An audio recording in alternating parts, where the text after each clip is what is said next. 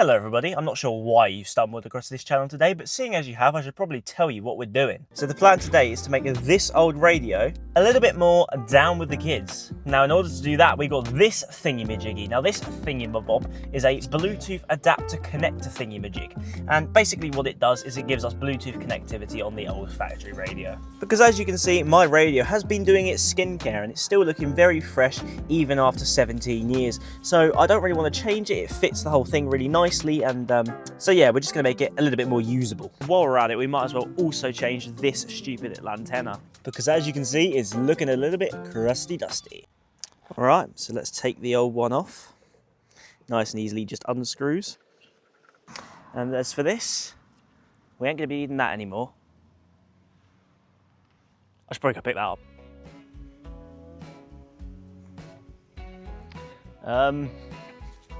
Well, that wasn't supposed to happen. Anyway, on goes our nice stubby aerial, because that is going to look a whole lot nicer and just a whole lot better on the back end of the car. Look at that. Yeah, you know what? I don't think the old aerial is going to fit in the new aerial's bag. Gonna have to rethink this idea. So, with the most boring bit out of the way, let's get on to the fun stuff. Now, I do have to admit, this video is being recorded quite late. Now, I have been involved in some very legal tomfoolery and I have been finishing off my other video. It's supposed to go out on Saturday because this is basically recorded like a week in advance. I know, very unlike me, I'm actually on time. But hopefully this ain't going to take too long. It should only be 3 bolts and a couple of plugs, and with a bit of luck we should have this done. Because I do want to enjoy my evening, because it is a very nice evening. So. Now, I'm not sure who puts a security bolt on a radio, but if you want to know what hell feels like, this is it. I still can't get it out. It's been like 2 days. Let's get it fitted. Now, the tutorial man said I needed an extension bar for my ratchet. Do you guys think this is long enough? I'm not too sure. I think I might need a longer 10mm. Might have to go to the shop.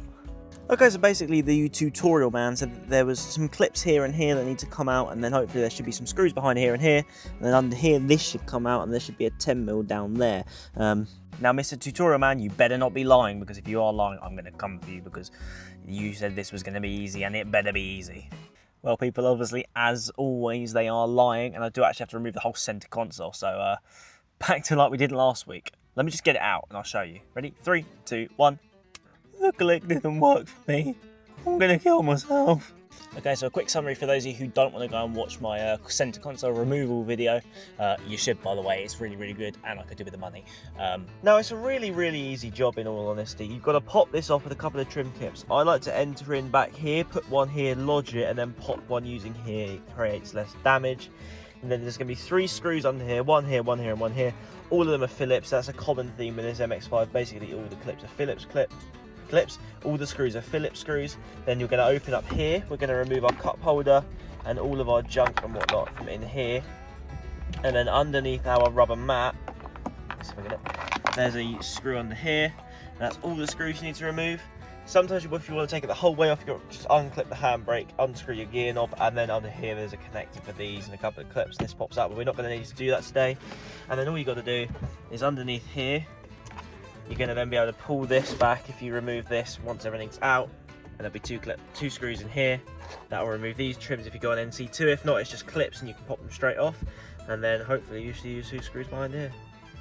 Alright, center console's up and the 2 bolts are under there. That's always good. Didn't do that for nothing. So, again, Phillips heads.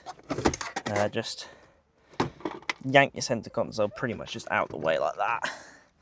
And then just... yeah, they're going to be very tight because they probably haven't been undone for the last 17 years. They're seized in there. But nice and easily, pop them out and put them somewhere safe. I don't know where. I'm just going to stick them in there. I've done this too many times to really know or care where bolts go. Now I sort of know. So I'm just going to pull them out and hope for the best. But for you, you should probably put them in somewhere sensible, unlike the door card. And then hopefully these 2 little trim pieces here should just pop off now. Let me see if I can get them off. Yeah, it's not coming out. No. I'm still pulling it, lads. It's not going anywhere. Well, that's one out. This is me with my reward from the last hunt. As you can see, it looks like a good bit of plastic. That's one out. Let's get the other one out. Well, hey, they're out, and as predicted, there is a Phillips bolt there and one just over there, and then we can get those out, and there's one safety bolt we've got to get out. Well, those bolts are out, and it's not going anywhere. Well, I wonder where that is, Chris, because it's definitely not like I did talk about the safety bolt earlier. For the record, I have been trying for the last like 5 minutes to get this out, and I completely forgot about the safety bolt, so yeah. Stupid me. Okay, so I just pulled that out from under there. I'm not sure if it's supposed to come out that easy, but it did. So now let's get our comically long extender thingy and stick it in there and find the 10mm. Do you want to know what the most surprising thing about this whole thing is? That I actually have a 10mm, because that's the one that always goes missing. I'm very surprised I actually have a 10mm. Probably replaced it recently. Well, if my eyes don't deceive me, my torch is not. Now, if my eyes don't deceive me, that is a 10mm. So I need to get that little bolt up there out. Leave these are for the frame of the car. But that one there, I think, is our 10mm we need. So, let's get her out. Where's that 10mm? Hello. I hope you're having a nicer day than me. Probably not if you're trying to do this yourself. But if you're just watching the video for entertainment and watching me struggle, then hello. Ow, I've just whacked myself in the head with the flipping ratchet. Is that out? Hello. Is that one close? Crikey, where's this bolt? I'm on the bolt. Who puts a screw in there? Well, lads, I don't have the fucking right 10mm. I've got the wrong 10mm for the bolt and I can't get it out. Time to make an emergency trip to the parts shop. Yay! My favourite place! Now, YouTube, to make matters worse, that car don't work. That car's interior is in pieces. I got the 10mm. Yes!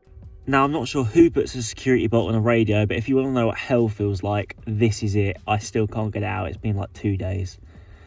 Ugh. Alright, after about 2 days, I finally got it out. It was a pain in the backside. I ended up using my bicycle torque wrench, because basically the other ones were doing so much high torque they wouldn't do like the ratchet that, you know, they would try and tighten and loosen at the same time. So what I did was I got a bike torque wrench, or you can get any torque wrench that goes down to like 2 Newton meters or 1 Newton meter, and basically just have it like that because it will ratchet really easily. Then take the end of this off and just use your extension bar by hand to loosen it the rest of the way, and eventually you'll get it off. That's the easiest way to do it that I've found. Maybe there's an easier way, but whatever you do, don't put it back in once you got it out, because you'll never want to do that again. Well, I assume getting it back in is going to be even harder. And to be fair, I've actually lost the bolt, so I'm never getting that one back. And I can tell you for a fact that's the first bolt that I'm actually happy to lose, and I hope I never see it again, because I don't want to see it again. I think it would give me PTSD, so I'm glad it's gone. All right, now that's done, we've got the fun job of taking out this entire interior again. Yay.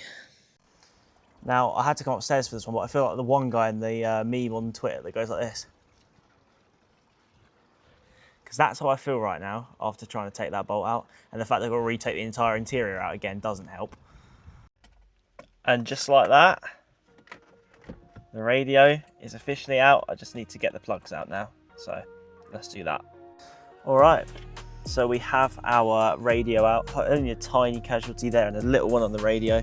Nothing major. So now what we're going to do is we're going to plug this into this little connector here. It just lines up nice and easy.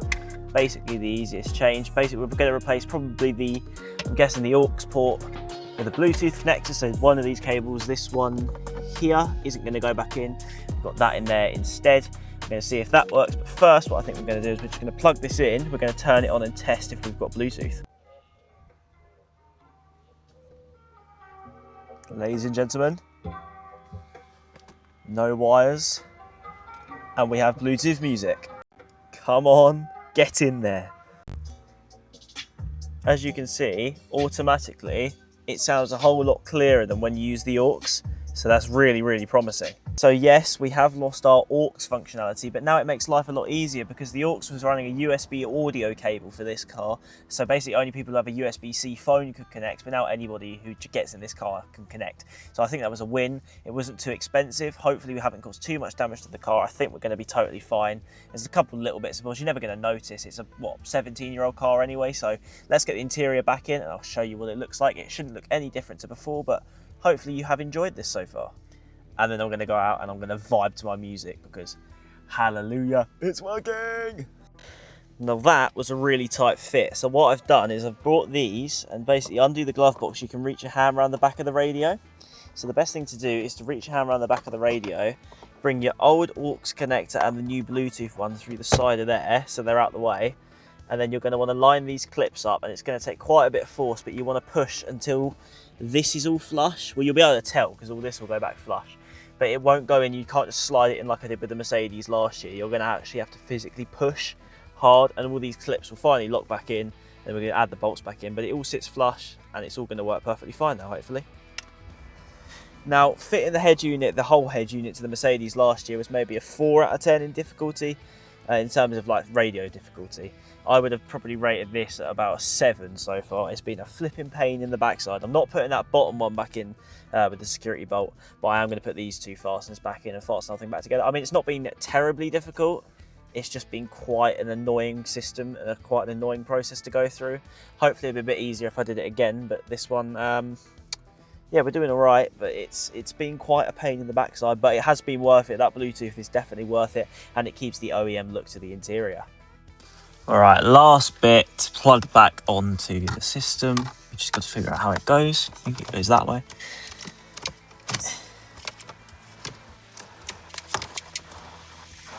All right, and last bit in, and the whole interior is back together, just like the way it was when we started this video. Now, one of the other big reasons I did this is I always wanted my phone to be here.